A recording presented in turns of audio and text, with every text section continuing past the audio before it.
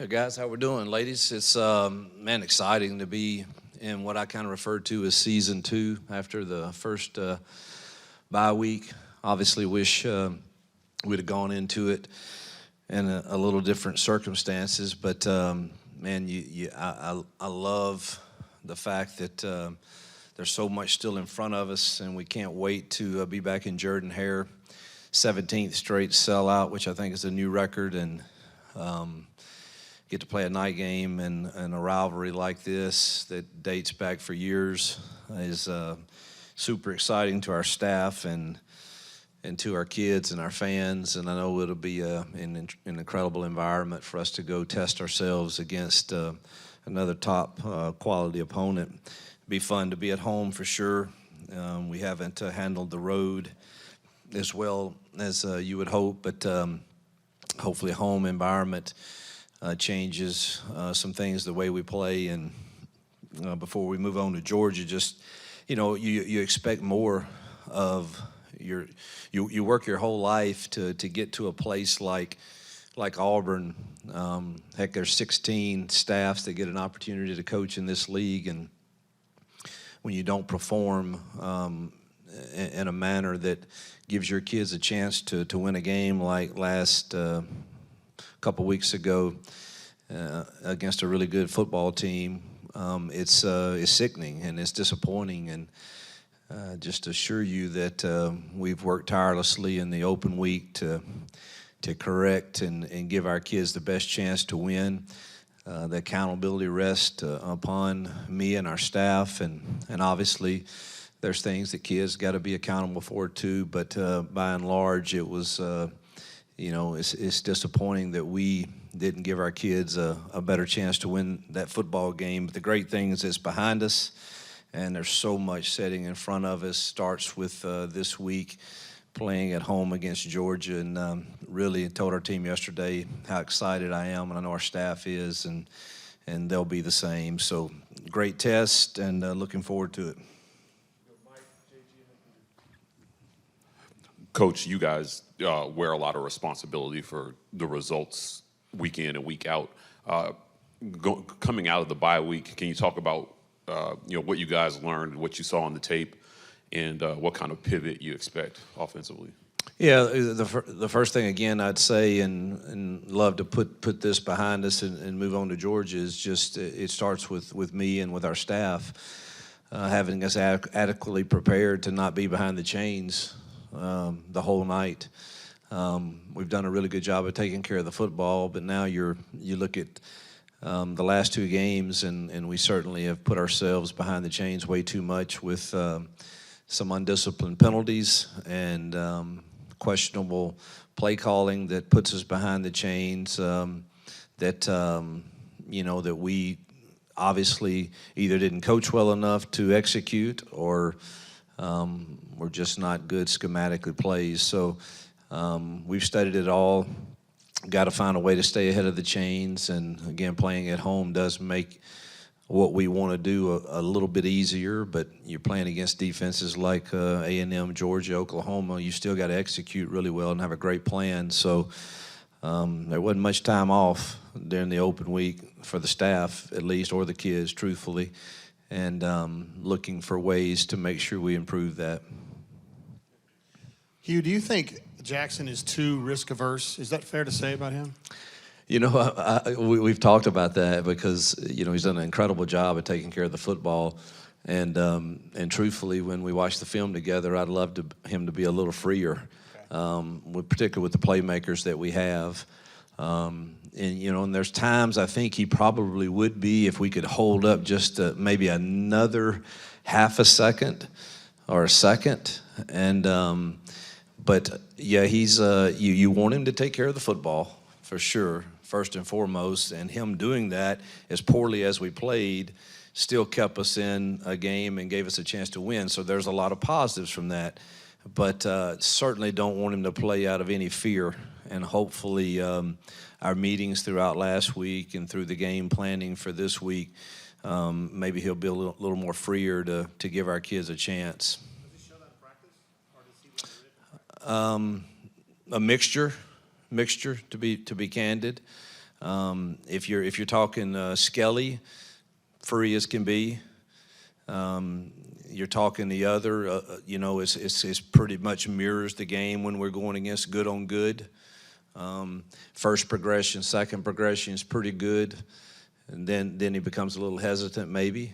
But we're working through that, believe in him strongly still, and I've got to do a better job along with Kenton and Jesse and them of coaching him to be freer, and when our guys are in some one-on-ones, give them a chance with catchable balls.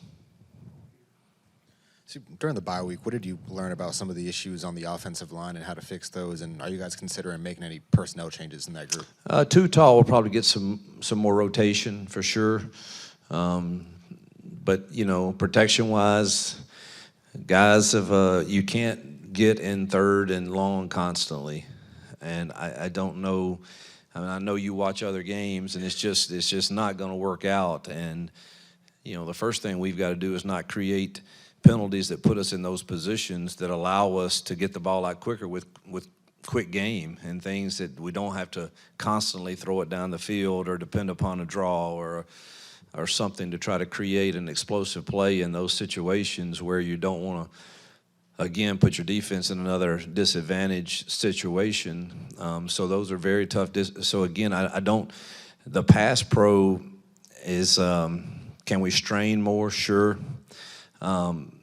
We're not going to win those one-on-ones all the time in those situations when they know what you have to do, nor is a lot of other teams. But the teams that are successful on third down are the teams that are winning first down and staying ahead of the chain. So I think that's our biggest – yes, we can work on technique. Yes, we can work on, our backs protecting better and using our tight ends. But bottom line, let's don't get in those situations too much to where they don't have to be in where the defense has got their ears pinned back constantly coming after us. Hey, you kind of a two-parter. How would you describe the sense of urgency in the building right now? And then coming off a bye week, is it more of a self-scout through the first months of the season, or is it, hey, we have an extra week for Georgia, we're going hard on them?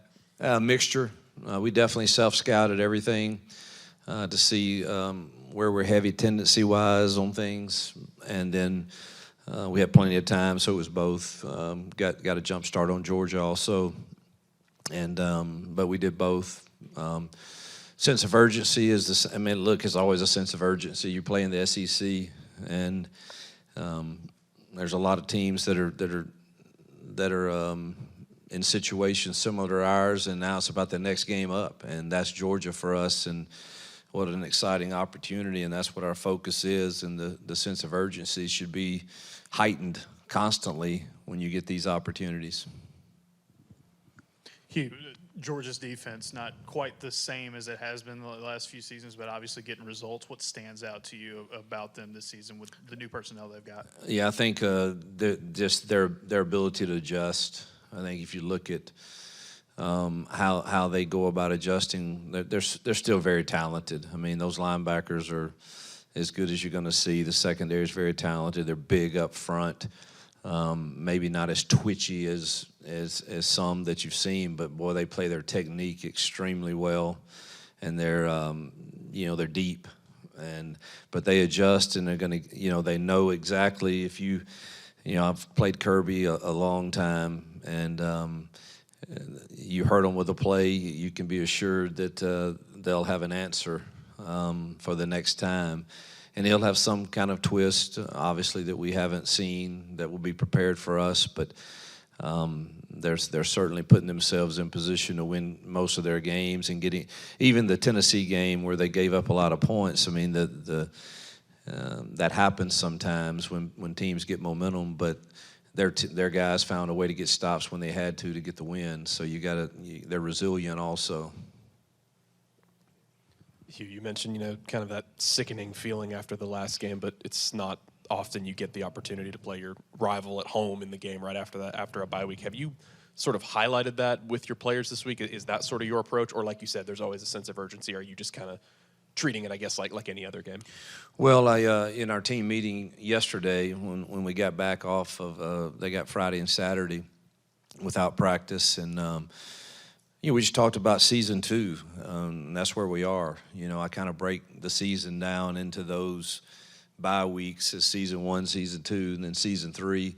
And, everything is still in front of us, and it starts with an incredible rivalry game that you ought to just relish the opportunity to play in and get to do it at home, which is, I think we've won 4 straight at home now, and hopefully that gives us an advantage. I know our people will be, a factor in this game, and that will be nice as we haven't experienced that the last couple of weeks. So it's definitely a mixture. Yes, it's always a sense of urgency because it's the next SEC game, but there's no question you can't run from the fact that this rivalry game it means something to a lot of people.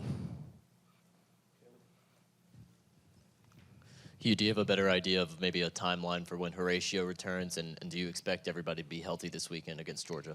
Yeah, I was told 6 to 8 weeks on him, so I guess we're on like week 2 now, maybe.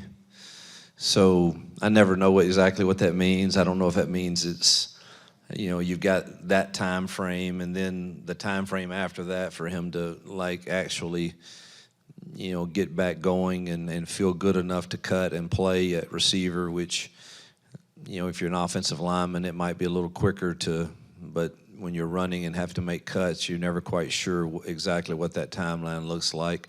Other than him, feel good at this point that everybody else is available. How valuable is a week where you don't have an opponent to plan for when you do that self-scout, reevaluate? How important is that for a team when you start to be able to look at some of those minor things that you might not have a chance to look at as deep?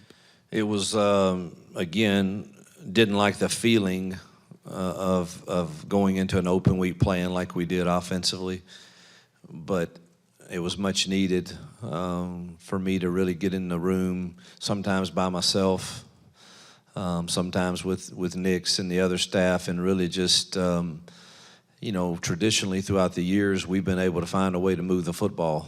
And that is, again, like I said in my opening statement, it's just something that doesn't sit well with any of us in that room.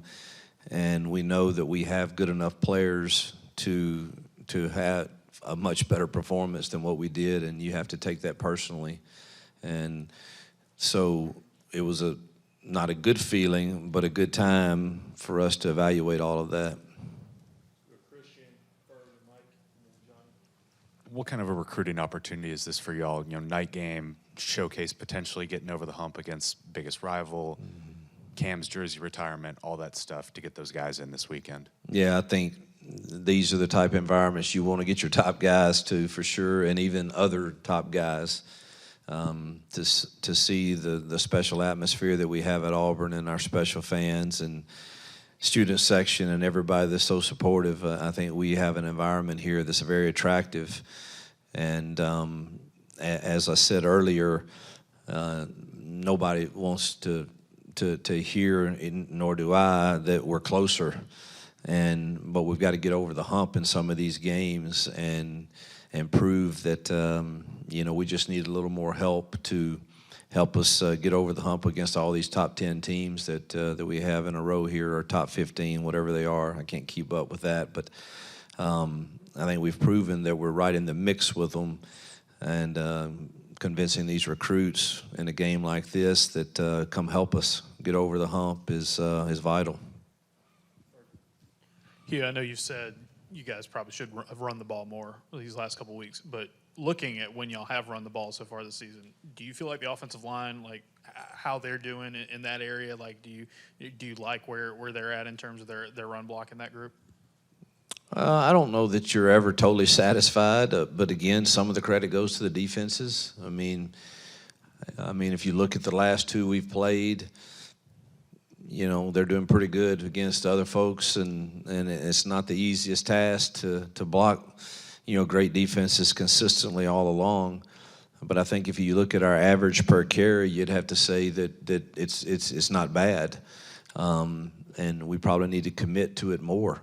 And so there's some things we certainly can improve upon, but again, I go back to if you know, like our first 7 out of 8 possessions last week, we got behind the chains with penalties some type, whether it's a false start or a holding, and it just every time we seem to have something going, you got in one of those situations, and it makes it even harder to evaluate exactly how consistent we are when we get in a game like that. And it was such a weird deal where you really weren't committed to that consistently because of the down and distances. Coach, you said in the past before that you don't really feel pressure, but you're okay with expectations. However, staring down possibly 0-3 in the SEC, can you talk about the feeling in the building right now and the urgency around the moment here Saturday? Yeah, I can only talk about what the staff and I don't sense it from the players. You know, it's the next game up, and you look around, everything is still right in front of you. You've got to forget the last one and move on to the next one, and that's what we're doing. And you get up the next morning, you go to work, and you improve. And I know that this team is closer than we've ever been in the 2.5 years that I've been here or so. And I'm just ready to get us over the hump, and I don't worry about the pressure or any of that, man. I know that we are doing things the right way with our kids, with our team. And I know our young kids are going to be really, really good, and they're really, really talented, and they deserve to have a chance to win those games that we've been in the last few weeks. And we as a staff have got to do everything within our power to afford them that opportunity. They're playing hard with great passion and energy. I don't see any of that wavering. I don't worry about noise. I think that's probably the biggest thing that you worry about with your players is just noise that truthfully has very little significance on whether or not we'll win a game, other than the mental battle that plays on young men sometimes, because unfortunately, you know, too many spend too much time probably getting their identity from that. And we fight hard to make sure they know that that's not the proper place to get their identity from, and that you stay in the fight together to the bitter end. And I think good things will start happening for this team. Back to your week of self-scout, Xavier at left tackle. Have you guys addressed anything technique-wise, and just how disheartening is it when your left tackle can't live up to that billing in 2 weeks in a row? Yeah, he's we've done some testing on his hearing, and there's an issue there, and that goes back to us. Should have handled the cadence stuff differently for him. But he really struggles to hear in those environments, and we'll make adjustments for that. When he's on time off the ball and stuff, he's pretty dang good, and nobody hurts more than him. He was really distraught, and I just again wish that we would have put him in a better position.